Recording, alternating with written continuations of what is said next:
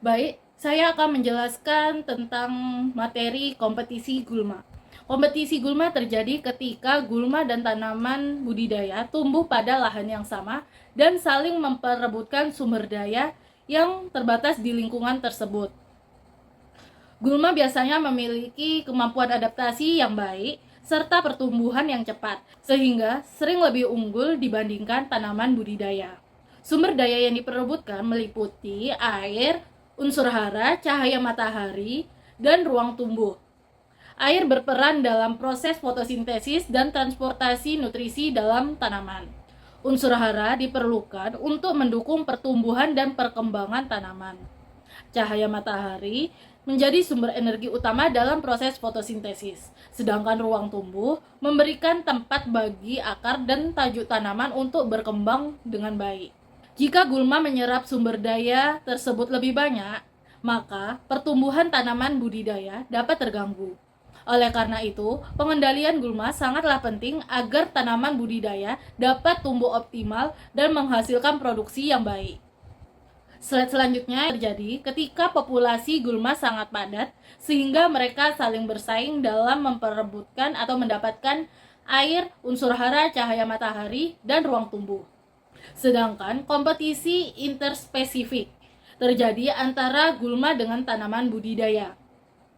Dalam kondisi ini, gulma sering lebih unggul karena pertumbuhannya lebih cepat dan kemampuan memanfaatkan sumber daya lingkungan lebih efisien. Akibatnya, pertumbuhan tanaman budidaya dapat terhambat dan hasil produksi dapat menurun jika gulma tidak dikendalikan.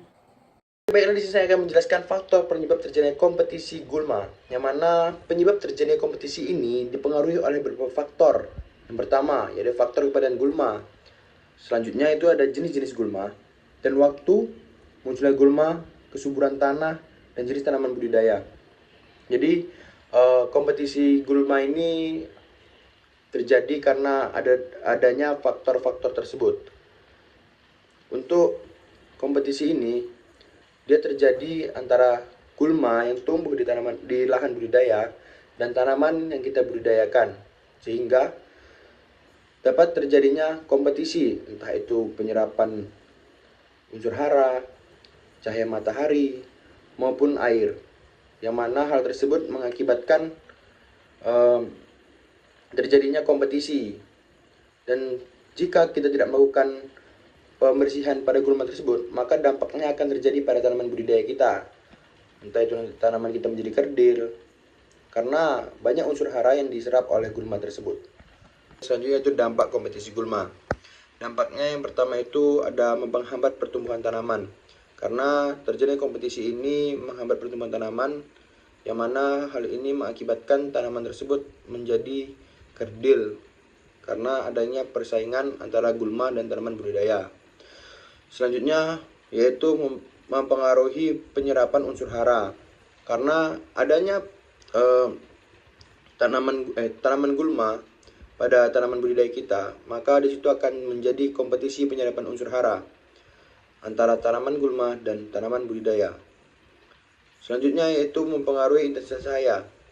Jika tanaman gulma itu lebih tinggi dibanding tanaman budidaya, maka di situ akan mempengaruhi pertumbuhan dari tanaman budidaya kita, karena tidak terkenanya cahaya pada tanaman budidaya kita, yang mana pertumbuhan gulma itu lebih tinggi dibanding tanaman budidaya kita.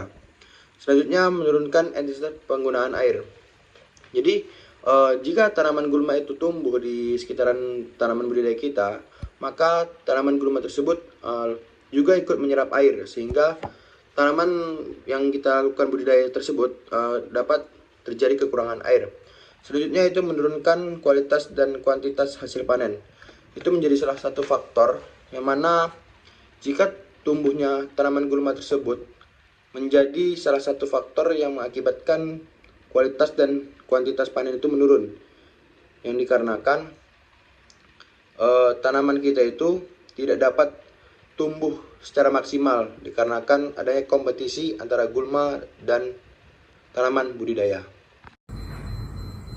Periode kritis adalah masa pertumbuhan tanaman yang sangat peka terhadap keberadaan gulma. Pada masa ini, tanaman membutuhkan kondisi yang bersih dari gulma agar dapat tumbuh dengan optimal. Jika gulma dibiarkan tumbuh pada periode ini, maka gulma akan bersaing dengan tanaman dalam mendapatkan unsur hara, air, cahaya, dan juga ruang tumbuh. Akibatnya, pertumbuhan tanaman bisa terganggu, bahkan menyebabkan penurunan hasil panen. Oleh karena itu, pengendalian gulma pada periode ini sangat penting dilakukan. Biasanya, periode kritis terjadi pada fase awal pertumbuhan tanaman, ketika tanaman masih kecil dan belum juga kuat untuk bersaing dengan gulma yang tumbuh di sekitarnya. Setiap jenis tanaman ini memiliki periode kritis yang berbeda-beda terhadap gulma. Sebagai contohnya, pada tanaman padi. Pada tanaman padi, kritis terhadap gulma biasanya terjadi pada umur sekitar 15-45 hari setelah tanam. Pada masa ini, tanaman padi masih dalam tahap pertumbuhan awal sehingga sangat rentan terhadap persaingan gulma. Dan juga ada pada tanaman jagung.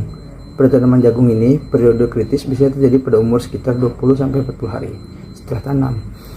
Jika pada masa tersebut gulma tidak dikendalikan, maka pertumbuhan jagung dapat terhambat dan hasil panen bisa menurun.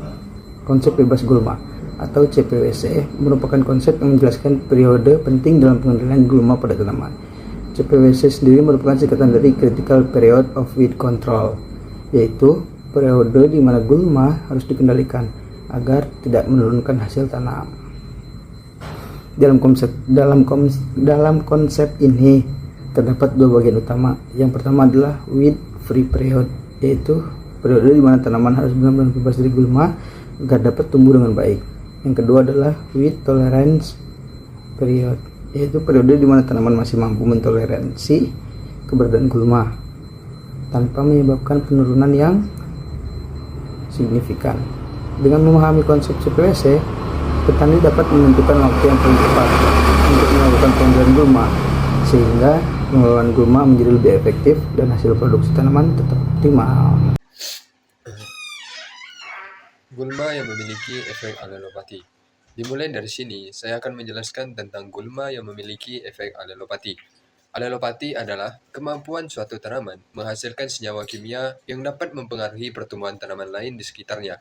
Beberapa contoh gulma yang memiliki efek ini adalah alang-alang atau Imperata cylindrica, Bandotan Ageratum conicoides, dan rumput teki Cyperus rotundus. Gulma-gulma tersebut dapat menghasilkan senyawa kimia yang menghambat pertumbuhan tanaman lain sehingga mempercepat persaingan dalam mendapatkan air, unsur hara, dan juga cahaya. Selanjutnya, saya akan menjelaskan tentang mekanisme alelopati pada tanaman.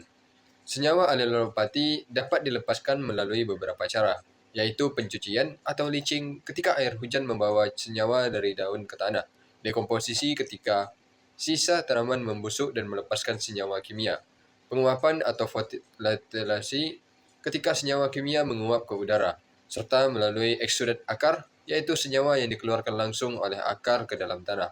Senyawa tersebut kemudian dapat mempengaruhi atau menghambat pertumbuhan tanaman di sekitarnya.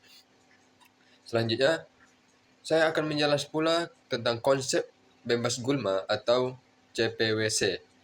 CPWC merupakan periode penting dalam pengendalian gulma pada tanaman budidaya. Pada periode ini, tanaman sangat sensitif terhadap keberadaan gulma, sehingga selalu dilakukan pengendalian secara optimal.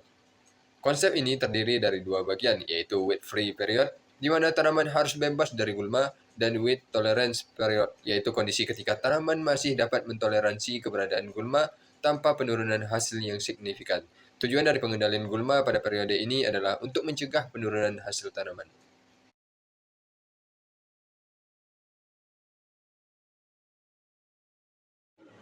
Baik, mungkin hanya itu yang dapat kami jelaskan. Kalau lebih mohon maaf. Assalamualaikum warahmatullahi wabarakatuh.